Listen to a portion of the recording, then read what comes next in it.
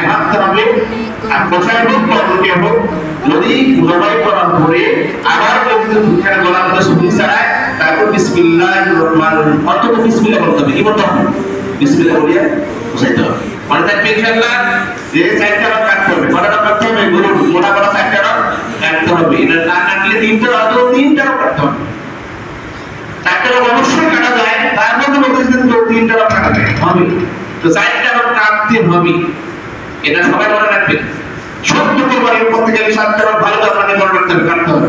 হুজুর যারা কোরবানি করে হুজুর অবশ্যই খেয়াল করবে যে চারটা রাত কাটা গেছে কি যায়নি, অবশ্যই চারটা রাত কাটা যাবে তখন কোরবানি পুরো সাই দেয়, হুজুর কি দেয়। তারপর যদি কোনো ছুরি ছাড়া করতে হয়, আপনার ছুরি ছাড়াবেন, বিসমিল্লাহ বলবেন। কি বলবেন? বিসমিল্লাহ বলবেন। এবার আসেন ঠ্যাং। অনেকে ঠ্যাংয়ের কিরাগুলো কাটিয়ে দেয় নিষেধ। ঠ্যাংয়ের কিরা কাটা নিষেধ। অনেকে দেখা যায় জীবন যায় না, এখন পশু খাল খাওয়া শুরু করছে, নিষেধ। এটা যাবে না, মনে রাখবেন, এটা যাবে না। পশু যতক্ষণ গান গায় ততক্ষণ আপনাকে অর্জন করতে হবে। অত অধৈর্য কেন? আপনাকে জবাই করলে কেমন লাগবে? এটা পশু তারপর আমরা খাওয়াবো, তারপর আমরা ব্যবস্থা নেবো। অনেকে দেখা যায় গিরা কাটি দেয়, পায়ে গিরাগুলো কাটি দেয়, খাওয়া শুরু করে। না, যাবে না, মনে রাখবেন, এটা নিষেধ আছে, একেবারে নিষেধ না। তারপরে দেখেন আসেন, এবার দেখেন আমরা যখন জবাই করবো, জবাই করার পরে খালটা যেমন খাবো, খালটা আমরা নিজে খেতে পারবো না, চামড়া নিজে খেতে পারবো না, আমরা খাবো না। এটা গরিব দুঃখী অসহায় ইতিমরা যারা খাওয়ার যোগ্য লীলা করে যে মাদ্রাসায় আছে এইরকম প্রতিষ্ঠানে এই চামড়াটা হোক বা চামড়ার মূল্যটা তুমি দিয়ে দাও, নিজে খাওয়া যাবে না। হ্যাঁ, নিজে আপনি ব্যবহার করতে পারবেন, কখন ওই চামড়া দিয়ে যদি আপনি কি বানান, দস্তরখানা বানান, ব্যবহার করতে পারবেন, সমস্যা নেই। ওই চামড়া দিয়ে আপনি বিছানা বানান, ব্যবহার করতে কোনো সমস্যা নেই। ওই চামড়া দিয়ে আপনি পোশাক বানান, ব্যবহার করতে পারবেন, সমস্যা নেই। কিন্তু বেচাইলে বিক্রি করলে ওই টাকাটা আপনি খেতে পারবেন না। এবার আসেন আরেকটা মাসালা জরুরি, খুব জরুরি মাসালা। অনেক জায়গায় এটা কিন্তু খুবই আমরা দেখা যায়, আমাদের মধ্যে দেখা যায়, সেটা হলো কি গ্রামীণ গরু। গরুর মধ্যে এরকম বাচ্চা আছে, এই গরু কোরবানি হবে না। গ্রামীণ গরু কোরবানি একেবারে সত্য, একেবারে কি সত্য, জায়েজ, পুরা জায়েজ এটাকে বলে।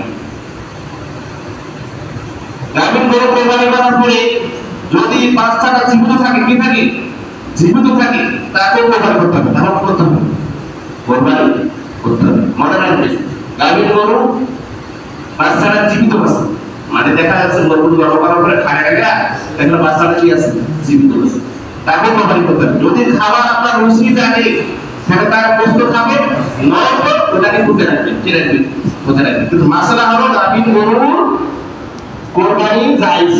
মাসালা কি, গ্রামীণ গরু কোরবানি করে কি, ওটা কোরবানি জায়েজ হবে, কোরবানির সমস্যা নেই, কোনো ত্রুটি হবে না, কোরবানিকে এরকম সমস্যা হবে না। অনেকে ভাবে যে কোরবানিটা হবে না হলে এই যে গ্রামীণ গরু দিলাম না, এটা কেমন বস্তুগুলো খাও, কেমন লাগে, এটা কেমন, না না না, বস্তু খাওয়া একেবারে সুন্দর সুন্দর। আপনার কেমন বলছেন, হ্যাঁ, আপনি যখন গরুটা ঘোরায়, যখন একটা গরু দেখা যায় খুব রোগা আছে, হঠাৎ করে রোগ আসে গেছে, খুব কাঁপতে রোগ আসে গেছে, ভালো গরু নিয়ে আসলাম বাজার থেকে, এখন বাড়িতে এসে কাঁপটা শুরু করছে, জ্বর, প্রচন্ড মাথা ধরতেছে, হাঁটতে পারে না, চলতে পারে না, কোরবানির দিন তো হয়ে যাবে, এখন কি করা যায়? হ্যাঁ, এই গরুটাকে ডাক্তার দেখাবেন। ডাক্তার যদি বলে যে এই গরু কি আপনার খুবই অসুস্থ, খুবই কি অসুস্থ, প্রচন্ড জ্বর এসে গেছে, সে হাঁটতে পারতেছে না, হাঁটতে পারার মাসালা হলো আপনি যে বাড়ির গোয়াল থেকে নিয়ে যেখানে জবাই করবেন সেখানে যদি যাইতে পারে, সে সুস্থভাবে সুন্দরভাবে যদি যাইতে পারে, তাহলে ওটা দিয়ে কোরবানি চলবে। আর যদি যাইতে না পারে, জিন ধরে গেছে, পড়ে গেছি, কি হয়ে গেছি, পেট পাটা ফুকিয়ে মানে ফুকছে, ফুলে আর কি ফুক গ্যাস না কি গ্যাস করে সেই রকম হয়ে গেছে, আপনি ওই অবস্থা কোরবানি করবেন, হবে না, হবে না। সুস্থ গরু আপনার জবাই করার স্থানটা হাঁটি যেতে হবে, তাহলে ওই বলতে কোরবানি চলবে। এবং অসুস্থ গরু একেবারেই যেটা পড়ে গেছে, যেটা একেবারে পড়ে গেছে, ব্রেন ঠিক নাই, কিছুই নাই, আক্রান্ত রোগে আক্রান্ত হয়ে গেছে, মানে একেবারে দুর্বল, তার মতো আর দুর্বল নাই, ওই কুরবানি হবে না। এবার আসেন শিং ভাঙা, অনেকে দেখা যায় বাড়ি ভালোটা গরু নিয়ে আসছে, আসে শিং ভাঙ ফেলেছে, এরকম মানে জোড়াজোড়ি করতে করতে বাড়ি গরু শুনে জোড়াজোড়ি করতে করতে ওর শিংটা ভেঙে গেছে, বা শিংটা ভেঙে গেছে, ভেঙে গেছে। এই গরুটা কোরবানি হবে কেন হবে না? হ্যাঁ কোরবানি হবে, শিং ভাঙা গরু যে কোরবানি হবে। হ্যাঁ এমন শিং ভেঙে গেছে যে শিংটা গোড়া থেকে ভেঙে গেছে, এবং গরুটার মাথার মধ্যে আঘাত পেয়েছে, মানে মস্তিষ্ক, গরুর মাথার থেকে কি মস্তিষ্কের মধ্যে বেড়ে বলে আঘাত করছে, গরুটা মানে মাথা অংশ করে দাঁড়াতে পারে না, পড়ে গেছে, পেটের মধ্যে আঘাত করছে, ওই গরু দ্বারা কোরবানি হবে না। শিং ফাঁসে ওই গরু দ্বারা কোরবানি হবে। জন্মগত শিং নাই, যে গরু দেখা যায় জন্মগত শিংই নেই, কল্পনা দেখা যায় কল্পনা নাই, সেই গরু দ্বারা কোরবানি হবে, সেই গরু দ্বারা কোরবানি হবে। তাহলে বোঝা গেল শিং ভাঙার পরে মাথার মধ্যে আঘাত পাইছে, পেটের মধ্যে সমস্যা হয়েছে, গরু করতে পারে না, এরকম খায় না, কোনো কিছু করে না, তাহলে এই গরু দ্বারা কোরবানি হবে না। এবার আসে লেজ, লেজ কাটা, লেজ কাটা, কান কাটা, দাঁত ভাঙা, লেজ কাটা, কান কাটা, দাঁত ভাঙা, এরকম গরু দ্বারা কোরবানি হবে কি হবে না? লেজ অর্ধেক আছে, গরুর লেজ অর্ধেক আছে, এই গরু দ্বারা কোরবানি হবে না। অর্ধেকের বেশি আছে, সেই গরু দ্বারা কোরবানি হবে। কথা বুঝছেন আমার? গরুর লেজ অর্ধেক আছে, মানে লেজটাকে ভাগ করার পর দেখা যায় অর্ধেক আছে, লেজ বেশি আছে, ও গরু দ্বারা কোরবানি হবে। দাঁত, দাঁত দ্বারা দাঁত নাই, গরু দাঁত নাই, যেমন দাঁত গরু খাইতে পারে না, চাবাইতে পারে না, যে খাবার গরু খাইতে পারে না, চাবাইতে পারে না, চিবিয়ে চিবিয়ে খেতে পারে না, এরকম দাঁত যদি কোনো গরু না থাকে, সেই গরু দ্বারা কোরবানি হবে না। কান অর্ধেক আছে, অর্ধেক কান আছে আর অর্ধেক নাই, এই গরুটা কোরবানি হবে না। অর্ধেকের বেশি কান আছে, কোরবানি হবে। কোরবানি কি হবে? ভতুরে আরো তৈরি।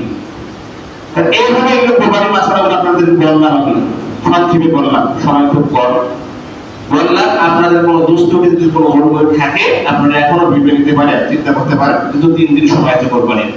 আলহামদুলিল্লাহ, আযানের নামাজ সকাল সকাল পড়া সুন্নাত, এটা মুস্তাহাব, কেউ বলতে সুন্নাত, কারণ আসিয়া কোরবানি দিতে হবে। ঈদুল আজহার আরেক সুন্নাত আছে, সেটা হলো সকাল সকাল কোরবানি ঈদগাহে যাওয়া এবং বাড়ি থেকে না খায়া যাওয়া, মানে খালি মুখে যাওয়া আর কি। ঈদগাহ থেকে আসিয়া গরু কোরবানি দিয়ে সেই গরুর গোশত দিয়ে ভাত খাওয়া বা পিঠে খাওয়া, আপনি যেটাই খান না কেন, ভাত খান, পিঠা খান, পোলাও খান, অন্য জিনিস খান, গোশত দিয়ে খাওয়া বা শুধু গোশতই খান, এটা খাওয়া সুন্নাত। এটা খাওয়া কি সুন্নাত। আমরা ঈদগাহ মানে যাবো, যে ঈদগাহ মানে যাওয়ার সময় তাকবীর একটা দেব, তাকবীর সবার জানা আছে, আল্লাহু আকবার, আল্লাহু আকবার, লা ইলাহা ইল্লাল্লাহ, আল্লাহু আকবার, আল্লাহু আকবার, লিল্লাহিল হামদ। এটা জোরে জোরে বলবো, কি বলবো? জোরে জোরে আমরা বলবো, বলতে বলতে যাবো। সর্বনিম্ন যদি হয় এক রাস্তায় যাবেন আর এক রাস্তায় আসবেন, এটা কিন্তু সুন্নাত। একটা যদি রাস্তা থেকে গেলে একটা তো যেতে হবে, তাই না? যদি দেখা যায় একটা ঈদগাহ বানানো এক রাস্তা দিয়ে গেলে পরে অন্য রাস্তা দিয়ে আসবে, এরকম যদি ঈদগাহ থাকে তাহলে সুন্নাত। আর দেখা যায় ঈদগাহ বানাতে একটা রাস্তা, মানে একটা দিয়ে যাবেন, একটা দিয়ে আসবেন, কিন্তু এই তাকবীরটা করতে হবে। এই তাকবীরটা কি উচ্চ স্বরে বলতে হবে, যেমন সব বলবেন, আসার সব বলবেন, আসলে পারবেন না, অবশ্যই আমরা পারবো। এবার ঈদগাহ মানে যাওয়ার পরে সামনে কাতারে আমরা বলবো, আগে যাবো সামনে কাতারে বলবো। যদি সামনে কাতার পূর্ণ হয়ে যায়, আমরা মানুষকে দৌড়াদৌড়ি করবো না, তাদেরকে ধাক্কাধাক্কি করবো না, তাদেরকে পেছে টানবো না, আমরা যেখানে জায়গা পাবো সেখানে ইনশাআল্লাহ বসে যাবো। তারপর এই প্রয়োজনটা আমাদের থাকবে, নিয়ত সহি, খাওয়া ঠিক, নিয়ত যদি অসহি থাকে, এটা কিছু ঠিক থাকবে না, যেমন দেখা যেতে যাবে না। তাহলে আমরা ঈদগাহ নামাজের পরে, ঈদগাহ যখন নামাজ হয়, নামাজের পরে আমরা প্রার্থনা শুনবো। এই প্রার্থনা শোনা আপনার জন্য, আমার জন্য, সবার জন্য ওয়াজিব। আর যে প্রার্থনা করবো তার জন্য সুন্নাত, তার জন্য কি সুন্নাত। দোয়া করে আনবো, দোয়া করে আনবো, দোয়া না করে আনবো না। অনেকে দোয়া আগে চলে আসে, আমরা ওখানে গেছি একটু আল্লাহকে স্মরণ করার জন্য। ঈদের নামাজ পড়া শুকরিয়ার নামাজ, আমরা কোরবানি পশু দিচ্ছি, আল্লাহর কাছে একটু দোয়া করি, আল্লাহ যেন আমাদের বন্ধুটাকে কবুল করে নেয়, এটা শুকরিয়ার নামাজ। এই নামাজ পড়ে আমরা খুতবা শুনিয়া দোয়া করে তারপরে ইনশাআল্লাহ, তারপরে ইনশাআল্লাহ আর আগে আসবো না।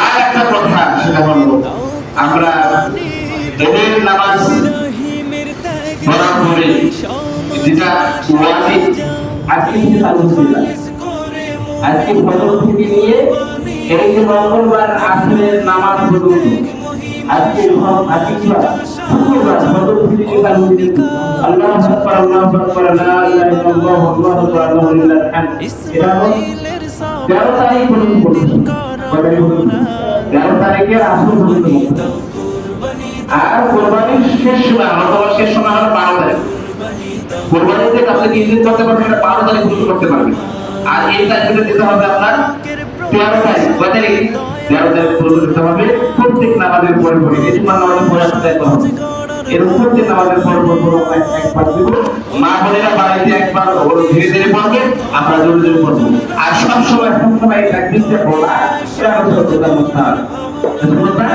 মুস্তাহাব আল্লাহ রাব্বুল আলামিন আমাদের সবাইকে সুন্দরভাবে নামাজ পড়ার তৌফিক দান করুন আখির দাওয়ানা আলহামদুলিল্লাহি রাব্বিল আলামিন ইনশাআল্লাহ বাকি কথাগুলো যে মানে আমরা সবাই